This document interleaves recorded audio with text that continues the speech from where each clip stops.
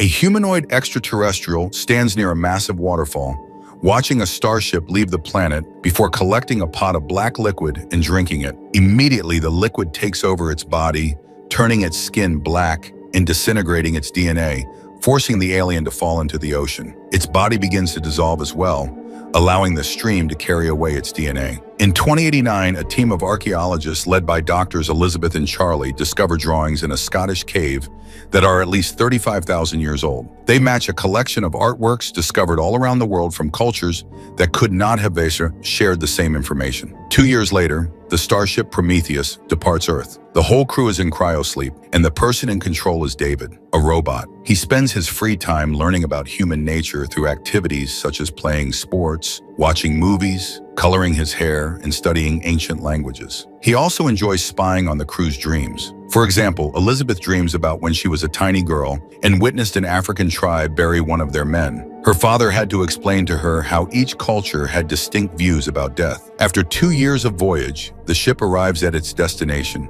and David awakens the entire crew, which includes mercenaries and scientists. Everyone has time to recover from the adverse effects and eat on an empty stomach, though Captain Janek does set up a Christmas tree because they missed the holidays. Meredith, the person in charge of ensuring that everyone does their task correctly, thinks this is foolish. Soon the mission brief begins, and Meredith plays a holographic recording of Peter, the CEO of Wayland Corporation, the business that is supporting this trip. He says that by the time they view this, he will have died, and that David is the closest thing he will ever have to a son. Peter has always wanted to know where we originate from and what happens when we die, which is why he funded this voyage when Elizabeth and Charlie presented him with a hypothesis. The physicians take over the floor and explain that the paintings they discovered all throughout the world portrayed a star map that could transport them to a planet with its own sun capable of supporting life, which is where they are now. They believe this map was left by aliens Elizabeth refers to as engineers, because her theory holds that they created humanity, but the rest of the crew is suspicious. Meredith quickly summons the doctors to her private quarters, which include her own medical pod and self-contained life support. Meredith argues that she doesn't believe those cave scribbles meant anything, and that she is doing this for Peter,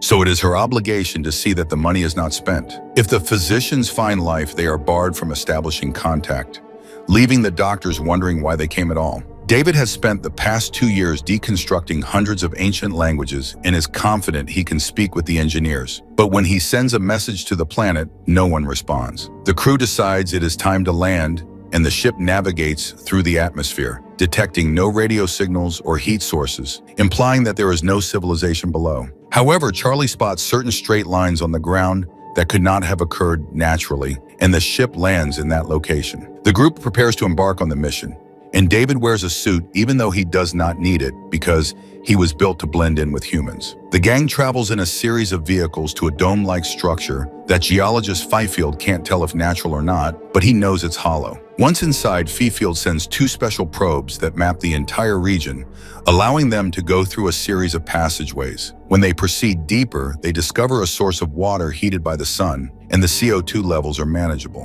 While the outside is extremely hazardous, it appears that the inside is breathable. Charlie suspects the aliens have been terraforming and takes the risk of removing his helmet, which confirms everything is all right. Then everyone takes off their helmets to continue exploring, and David discovers a wall with strange gunk and numerous symbols on it, which he activates using his language knowledge. This causes a hologram of running figures to appear through the corridors, which the crew pursues until they discover the body of an alien laying next to the door that killed it. Fifield recognizes that things are becoming perilous and that a geologist will be unnecessary, so he and biologist Milburn decide to return to the ship. While the medics analyze the body, David manages to open the door, revealing the alien's head on the other side in excellent conservation condition. The rest of the team discovers further bodies, confirming that the species is extinct. This room has worms, indicating that life is possible here, as well as a monolithic statue of a humanoid head,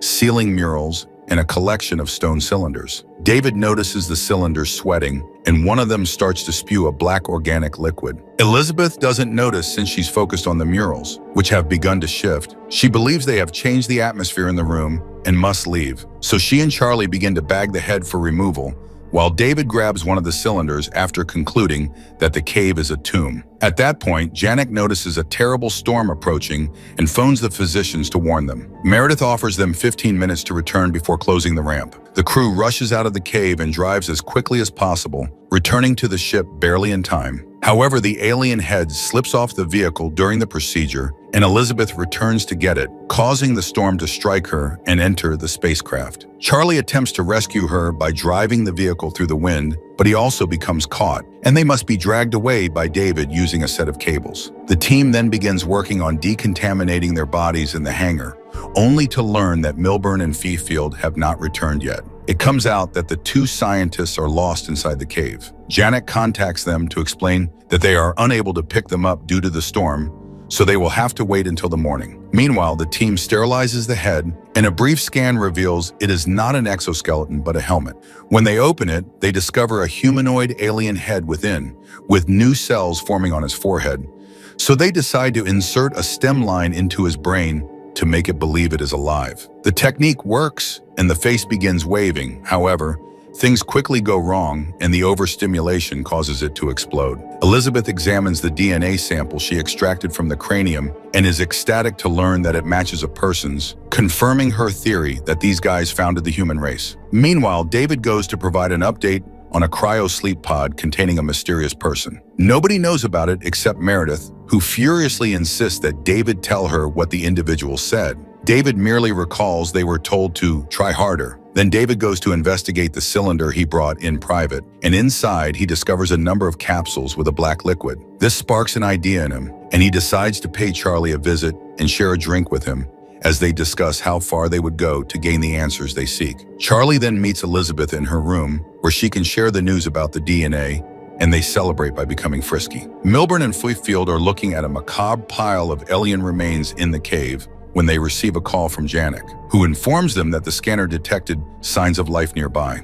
The scientists become concerned, but the scanner's ping disappears abruptly, and Janek blames it on a fault. Milburn and Fifield eventually enter the room with the monolith and discover the black liquid seeping from the cylinders. To their amazement, they discover a reptile-like alien swimming in the liquid, and when Milburn approaches, the monster attaches to his arm and attempts to break it. Fifield cuts the thing off to assist him, only to have the alien's corrosive fluid poured over his helmet, where it eats through the plastic and enters his face. While Fifield is in excruciating pain, the creature enters Milburn's suit and kills him. The next morning, Charlie wakes up feeling poorly and discovers something strange in his eyes. Janek phones everyone to advise them that the storm has passed, but he is unable to contact the scientists, so they will go hunting for them. His men were unable to identify the flaw in the scan, so David pledges to locate and repair the probe. However, while the gang investigates the cave, David stays behind on purpose and goes his own path, recording what he sees and sends it to Meredith. He discovers another area filled with thousands of cylinders and alien armor before proceeding down a corridor to a chamber with a number of cryosleep capsules. David cuts Meredith off before activating a machine in the center of the room, which displays holograms of the engineers looking at a star map that includes Earth. After the show, David finds that one of the cryosleep capsules is glowing, indicating that it still contains a live engineer. Meanwhile, Charlie keeps tripping during their hunt, and Elizabeth notices he's sick, but he continues on. When they eventually uncover Milburn's body, they approach it to inspect it, causing the small reptilian alien to jump out and slither away. However, Fifield is nowhere to be found. At that point, Charlie begins to feel really ill, so Elizabeth requests that everyone return to confine Charlie. By the time they return to the ship, Charlie's skin has begun to turn black, and Meredith meets them at the hangar with a flamethrower because she does not want Charlie aboard. Janek and Elizabeth begin bickering with her, but Charlie believes he has no future and walks to Meredith on purpose to toast him to death, while Elizabeth watches in pain. Moments later, the crew is quarantined, and David performs tests on Elizabeth to ensure Charlie did not infect her. To their surprise, the scan revealed that she was 3 months pregnant, which is impossible given that she had been in cryosleep 3 months prior. The fetus has a frightening strange shape as well, and Elizabeth wants it removed, but David points out that they lack the resources and personnel to execute such surgery. Elizabeth's abdomen starts hurting badly, so David gives her some medicine to help her sleep. A few minutes later, a few crew members wake Elizabeth up and transport her to a cryosleep capsule while they determine what to do with her fetus. Elizabeth refuses to take this monster and fights everyone before fleeing until she reaches Meredith's medical pod. Elizabeth requests a cesarean, but the plan is only calibrated for men and cannot perform one. Therefore, she requests the extraction of a foreign body. The machine accepts this and administers anesthetics, but they are insufficient, and she endures excruciating pain as a claw extracts the unusual fetus from her body. The fetus immediately pops out, revealing a scary extraterrestrial that begins shaking its tentacles in an attempt to free itself. Elizabeth must withstand the attack while the machine repairs her wound, but after the stitches are complete, she exits the pod and locks the alien within, leaving it to be put to sleep by the anesthetics.